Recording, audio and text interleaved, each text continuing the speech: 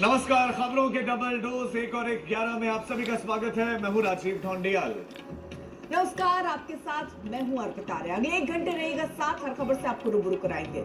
लेकिन बड़ी खबर के साथ शुरुआत करते हैं। यूपी विधानसभा का बजट सत्र शुरू हो रहा है। सदन शुरू होने से पहले समाजवादी पार्टी का प्रदर्शन है, लेकिन ये कम दिख रही है। लोगों की जबरदस्त पर योगी अखिलेश में बयान चल रहे हैं। योगी कह रहे हैं मुश्किल है, लेकिन ये भी एक लम्हा है, तो अखिलेश भीड़ के बहाने सरकार को घेर रहे हैं। एसपी बघेल, अखिलेश यादव, इन सबके बयान आए हैं। आपको सुनाते हैं क्या कुछ कहा गया।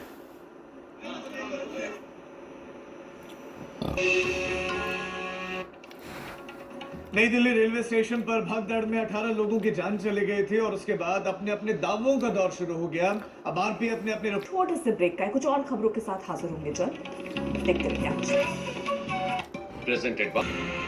नए साल सत्ता में वापसी कर रही बीजेपी दिल्ली में 2 दिन के बाद होने वाले शपथ ग्रहण समारोह को लिए दिल्ली की जीत क्यों खास है? क्यों बीजेपी शपथ ग्रहण समारोह को यादगार बनाना चाहती है? मेहमानों की सूची लंबी चौड़ी क्यों है और इसमें कौन कौन से बड़े चेहरे हैं? ये तमाम जानकारियां बताने वाली एक रिपोर्ट हम आपको दिखाते हैं और साथ ही ये भी बताते हैं कि आखिर दिल्ली के मुख्यमंत्री के चयन का मामला कहां तक पहुंचा है। जानकारी के साथ जुड़ गए हैं हमारे साथ अमित भारद्वाज जुड़े हैं, जो इस समय रामलीला मैदान पर हमारे संवाददाता जुड़ गए। लेकिन सबसे पहले आपके पास अमित आते हुए आपकी रिपोर्ट में हमने देखी, इस समय तस्वीरें भी दिखा दें। क्या ग्रैंड तैयारियां हैं, कितनी कुर्सियां लगी हैं, क्या क्या इंतजाम है इस बार?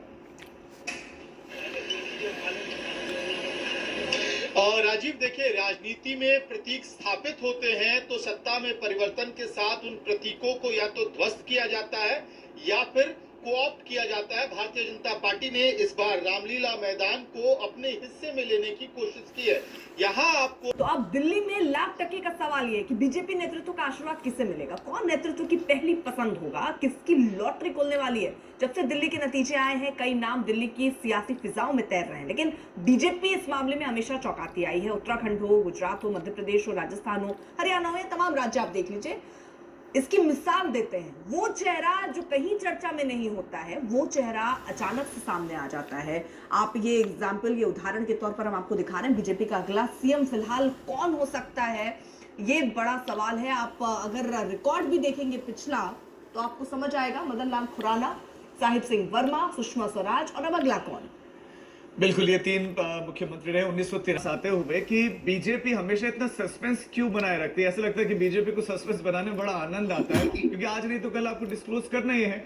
लेकिन क्या तय नहीं हो पाया नाम, इसीलिए अब तक सार्वजनिक अब तक सामने नहीं आया है? क्या चर्चा चल रही है सीएम फेस को लेकर बीजेपी में? देखिए, बिल्कुल सीएम फेस को लेकर मुझे लगता है अब सारी चीजें सेटल होती नजर आ रही हैं, क्योंकि शपथ ग्रहण समारोह की तैयारियां हो चुकी। विधायक दल की जो बैठक होगी उसमें होगी और ये साफ हो जाएगा कि अगला मुख्यमंत्री कौन होने वाला है। वहीं नए मुख्य चुनाव आयुक्त ज्ञानेश कुमार की नियुक्ति पर अब जबरदस्त राजनीति हो रही। प्रधानमंत्री नरेंद्र मोदी की अगुवाई वाली चयन समिति ने 2 छोटे से ब्रेक के लिए कुछ और खबरों के साथ होंगे हाजिर। आप देखते रहिए आज।